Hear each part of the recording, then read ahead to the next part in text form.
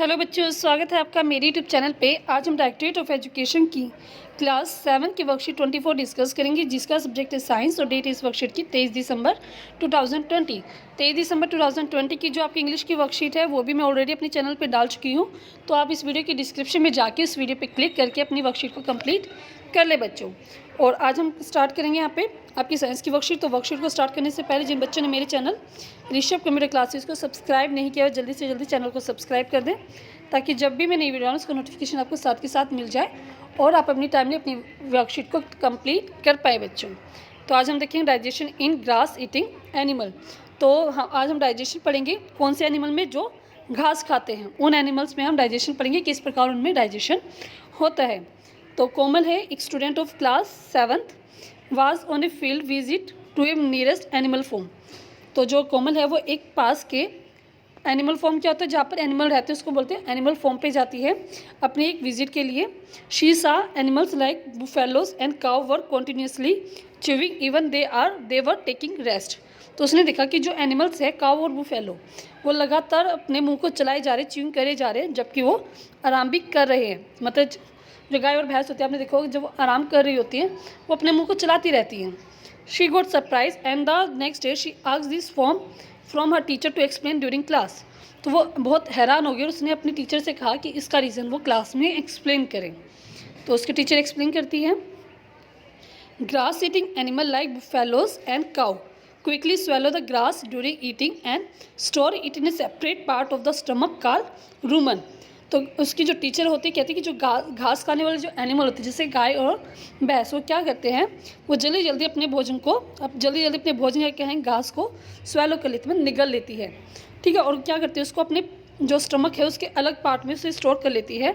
उस पार्ट को हम बोलते हैं रूमन। तो उस रूमन में वो अपने भोजन को स्टोर कर लेती है, मतलब उसको खाती नहीं है, बस उसको निगल लेती है जल्दी जल्दी और स्टोर कर लेती है। Here the food gate partially digested and it is called कड। तो यहाँ पे क्या भोजन सिर्फ पार्शली, मतलब ये नहीं कि कम्प्लीटली उसने खा लिया, वो पार्शली होता है और उस भोजन को बोलते हैं cud. But later the cud return to the mouth in a small lump and the animal chew it. लेकिन बाद में क्या होता है, जो एनिमल होता है उस कड को अपने मुंह में लेके आती है, फिर उसको पचाती है, फिर वो अच्छे से छोटे छोटे टुकड़े में तोड़ती है, फिर उसको पचाती है बच्चों, ठीक है। तो बाद में खाती है, जो वो बैठे बैठे आराम कर रही होती है तो उस टाइम वो खाना खा रही होती है, पहले वो निगलती है, ठीक है। आगे देखते हैं, the process of chewing partially digested curd by sending it to the mouth from rumen is called rumination and those animal are called ruminants। तो चबाने का वो भोजन, the process of chewing partially digested curd, तो partially digested curd को मुंह में चबाना और या उसको मुंह में दोबारा से भेजना, फ्रॉम रूमन, रूमन से मुंह में दोबारा से भेजना, इस प्रोसेस को हम बोलते हैं रूमिनेशन। और जो एनिमल ये काम करते हैं उन एनिमल्स को हम बोलते हैं रूमिनेंट्स, ठीक है। तो गाय और भैंस क्या है, ये हमारे रूमिनेंट्स है, क्योंकि जुगाली करते हैं, जुगाली कहें या फिर ये रूमन्स प्रोसेस की हेल्प से अपना भोजन खाते हैं।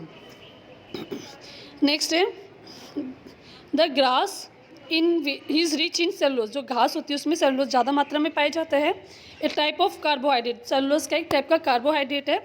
Ruminants have a large sac like structure between smallest intestine and the largest intestine. और जो रूमिनेंट्स होते हैं, जो गाय और भैंस होती है, उनमें क्या होता है, एक स्मॉलेस्ट इंटेस्टाइन और लार्जेस्ट इंटेस्टाइन के बीच में एक सैक लाइक स्ट्रक्चर होता है, मतलब एक थैलीनुमा स्ट्रक्चर होता है। The cellulose of the food is digested here by the action of certain bacteria which are not present in the human.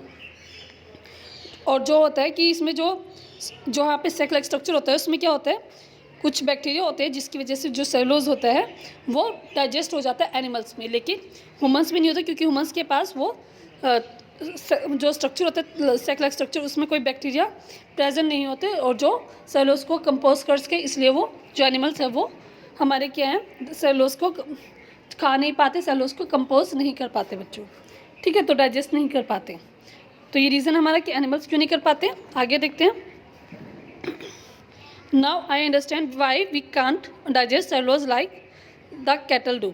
तो अब मुझे समझ में आया कि हम सेलुलोज को क्यों नहीं डाइजेस्ट कर पाते जैसे कि एनिमल कर पाते, क्योंकि हमारे पास कोई क्या होता है, सैक लाइक स्ट्रक्चर नहीं होता, जो कि स्मॉलेस्ट इंटेस्टाइन और लार्जेस्ट इंटेस्टाइन के बीच में एनिमल्स में होता है बच्चों। तो अब देखते हैं इस वर्कशीट के question answer. What is Roman. तो रूमन क्या होता है,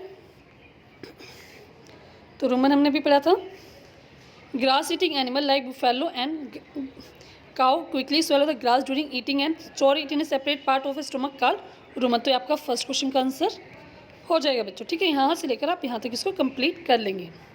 नेक्स्ट क्वेश्चन देखते हैं। Right 3 example of ruminants. Ruminants के आपको 3 एग्जाम्पल बताने हैं।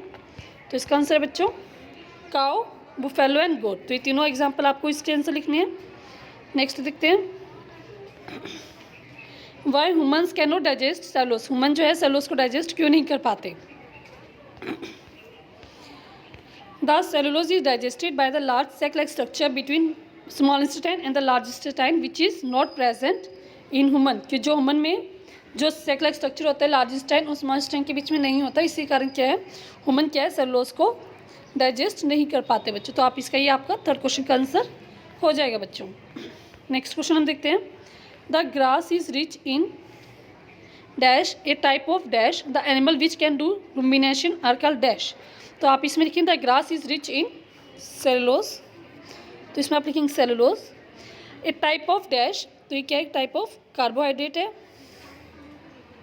ठीक है।